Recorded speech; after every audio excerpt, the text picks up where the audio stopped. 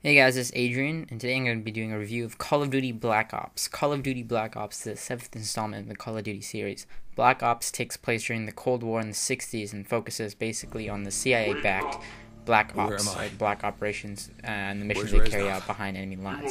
First thing I want to talk about, as you can see here, is obviously the campaign. Who the hell are you? Like I said, the campaign takes you in the Cold War era, and you are a Black Ops agent. You go around playing multiple characters, and take missions in various locations like the Ural Mountains in central Russia, Cuba, Laos, and Vietnam. The single-player campaign revolves around an experimental Soviet chemical weapon codenamed Nova 6. And basically, throughout the role, you're trying to play the character, or the Special Forces, Alex Mason, and the other CIA agent, Jason Hudson, as well as other characters that work alongside them to basically find this Nova gas. You work under the president at the time, John F. Kennedy, and basically, you start out, the first mission, you're basically trying to assassinate Fidel Castro. I'm not going to try and go too deep into the campaign story, as I don't want to ruin any spoilers for you guys, but this is some clips. This is the first level, actually, in the Call of Duty Black Ops campaign. As you can see here, you guys are trying to, basically, you can hear them, if you can hear over my audio, they're talking about the plan to assassinate Fidel Castro.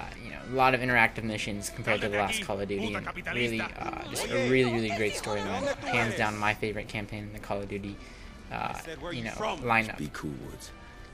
Talking to you. So you can see here, basically, you guys are on the way out, and it's a really destructive environment. The game is really fast-paced, and each mission brings a new element. Whether you're driving vehicles, using the grenade launcher, sniping, being silent, or being, whatever it may be. There's always a different kind of a different style of gameplay as you go through. And as you can see in this one, you have to follow, is it Woods here? So, going through the campaign, you play multiple missions, like I said, and one of them takes you driving through artillery like the Blackbird, or I should say airplanes or aircraft like the Blackbird. Whether you're in the sky or you're on the ground driving, it has really various different type of gameplay. You're not just always on the ground, first person shooting you. And this is one of the examples, as you can see here. You're in the Blackbird above your tactical team on the ground, and they can't see anything. Basically, you have to navigate your team through the map. And keep them away from the enemy. Get them inside, CP. You have to get them into the safe house to keep them out of sight from the enemy. And as you can see here, you can control the zoom.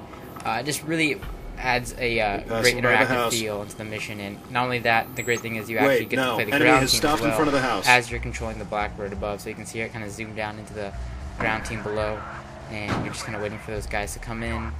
And, it switches off. This is a really great mission. Again, I'm trying not to get too deep into the details because I don't want to spoil any part of the story, like where you're at and, who you're playing right now.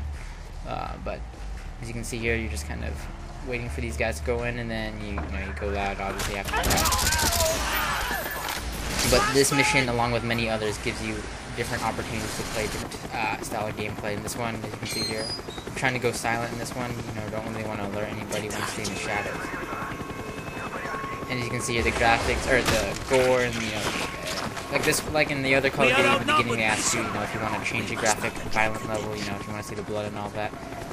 It's more bloody. Again, this is the production by Treyarch. This is Infinity Ward. There is a lot more blood, a lot more kind of gore, shooting off of guns and that type of stuff. And again, you get options throughout that. M202's ball starboard side armored up. So as you can see here, we're driving through the jungle here on boat, and you get to control not only the boat and how it moves, let's see what they think of this. Use the turret here, and you also get the missile. So again, like I said, you get a lot of different options. Alright, moving into the multiplayer. Online, the player matches have changed quite a bit from the original Call of Duty. You have 4 main modes: Core, Bare Bones, Hardcore, and Prestige. You keep most of the same matches that you had in the basic Call of Duty: Team Tactical, Team Death, Search and Destroy, etc. The Prestige mode adds a mode for you to only play with those who have Prestige. Hardcore is basically 1 bullet, 1 kill, Ricochet is enabled. Bare Bones is basically these pure match types without kill streaks. There is no kill streak, it's just, pure killing. Now, creating a class here, as you can see here, some of the classes I made after my first Prestige, so I'm only using the FAMAS and the Scorpion as of right now. You get a lot more to do when creating classes. You get to obviously go through your weapons. You can go through your, these are the SMGs. You can go through the assault rifles, and you can unlock those. But unlike the previous Call of Duty, you use what they call COD points. COD points is a system of you get money as you play the game, as you get achievements, as you get kills, as you level up. And as you complete, matches and wins and stuff like that, you get what they call COD points, depending on how good you do in the game. For example, in Search and Destroy, 1 kill is worth 500 points for XP. But not only that, you get COD points after the end for match bonuses, etc. And you can use this to buy camos, attachments, clan tags, new weapons that are unlocked. So, for example, some weapons like the Commando that you can get is unlocked at level 44, but you don't have to buy it unless you want to. So this kind of adds a different element to the game, because some people buy only SMGs, some people will buy assault rifles, some people kind of spread it out. Some people buy different equipment like the Claymore. And the perks also cost money. The main perks are Lightweight, Scavenger, Ghost, and Flak Jacket.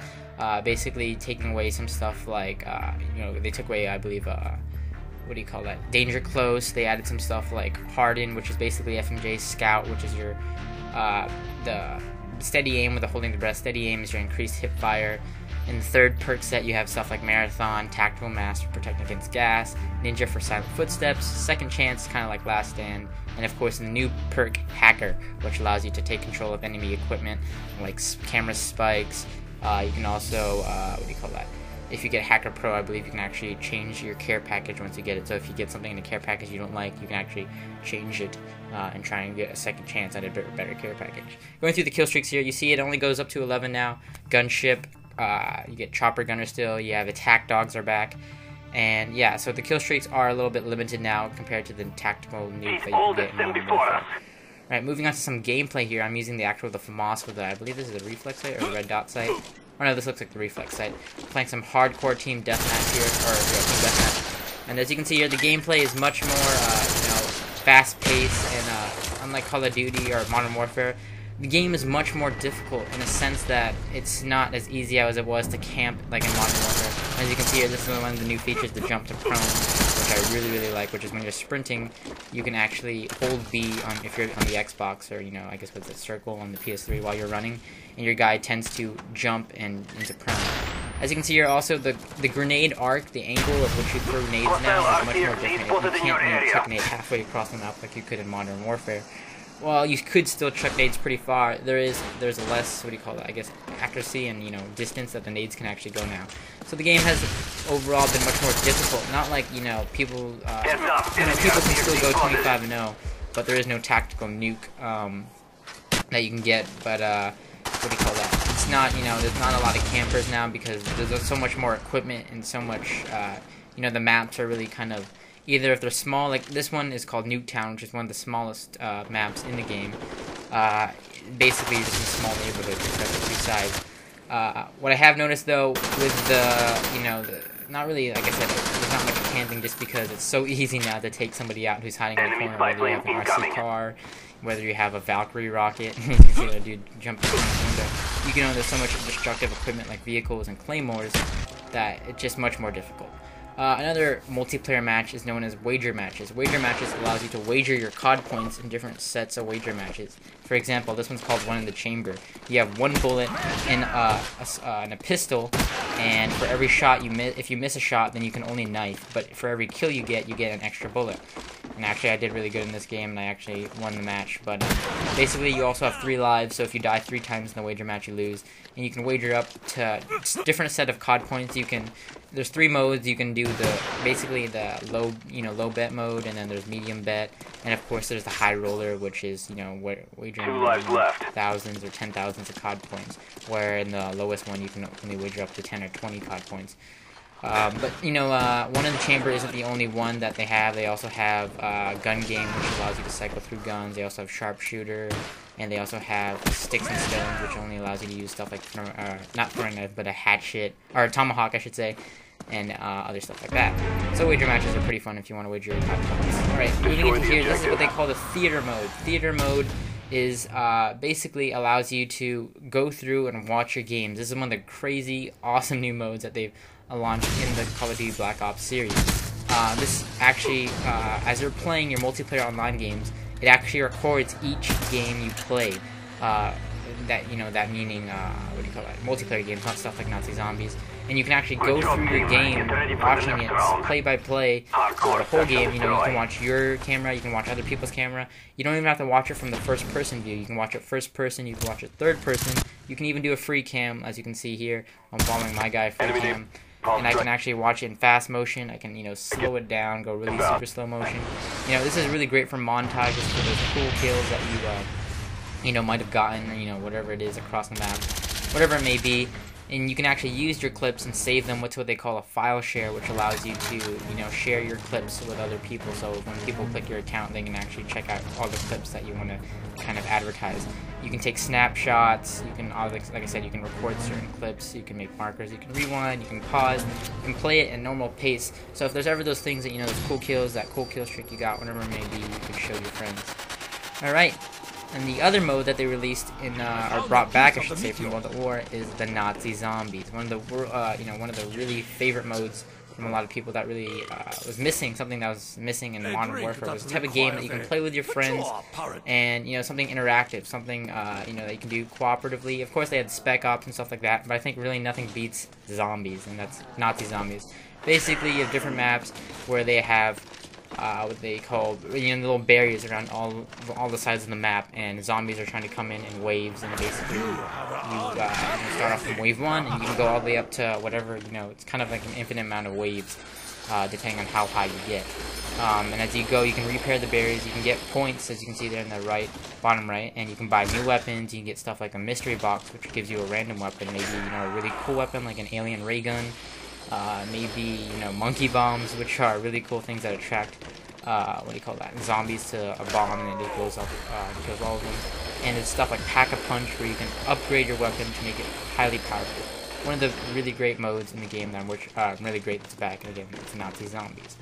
So overall, going over the pros of the game, they got new combat training, which allows you to play with the AI bots. The game's much more difficult in terms of online and campaign mode, and also much more balanced in terms of weapons, the COD point system, etc. So that's a big pro. It's much more balanced than the previous versions of Call of Duty, like Modern Warfare.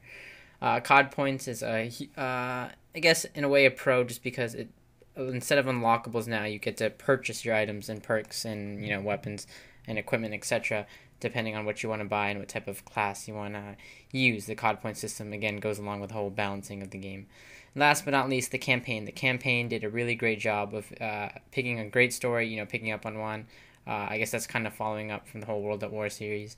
And then, taking a story and sticking through in the end is really, really great. So if you haven't played the campaign, I highly recommend you do that. Right, so those are the pros of the game, and let's move on to the cons, of course. The cons, there's the UI changes. There's some small UI changes. If you're used to previous games, that you're going to notice some stuff like the XP progress bar is now missing in the bottom of the screen, so some stuff like that. And that goes along with the graphics. The graphics have changed in a way that it's kind of more grungy. You get a grunge-type style of gameplay where it's much more darker. Maps are not as, it's the graphics, I wouldn't say really, I don't know if you compare them to Modern Warfare. The guns don't look as detailed to me. The camo looks great and all, but the guns aren't as detailed as I thought they would be, like in Modern Warfare. But still, the game is great. But graphics-wise, it's not, the best in graphics. Another con is the sound. Sound whoring is much more harder in the game. Whether it's defusing a bomb or whether it's listening for footsteps in the game from players from behind or whatever it may be. Sound is much more different in the game than it was in Modern Warfare. And last but not least, the equipment and kill streaks. Equipment is much more, I guess you can say, powered more now, like claymores and stuff like that. There's not really an opportunity to run through with lightweight or anything like. There's no like Scrambler Pro or anything. But there is, like, going along with that, the kill streaks, I guess, are a little bit more. Some people want heavier stuff, but now it's only up to 11. And that's there's no tactical nuke or anything like that. So some people were missing that, but. I think they'll nerf the equipment in the upcoming game, or upcoming updates, but as for that, that's about it for the cons. And overall rating, I'm going to give the game an 8.5 out of 10. It really is a great game, adding on to the Call of Duty franchise, selling over 7 million copies in the first day, and I'm sure, it'll just add on. I'm sure new DLCs will come out for the game and will improve, in the maps and stuff like that. New Nazi zombie maps, all that great stuff.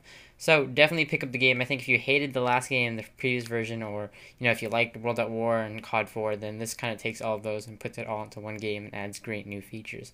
So guys, that's it for now. Don't forget to check out the YouTube channel at youtube.com/digitaldojos, and of course the website at www.digitaldojos.com, and follow me on Twitter at twitter.com/kidguru. Thanks guys for watching. Don't forget to comment, rate, and subscribe.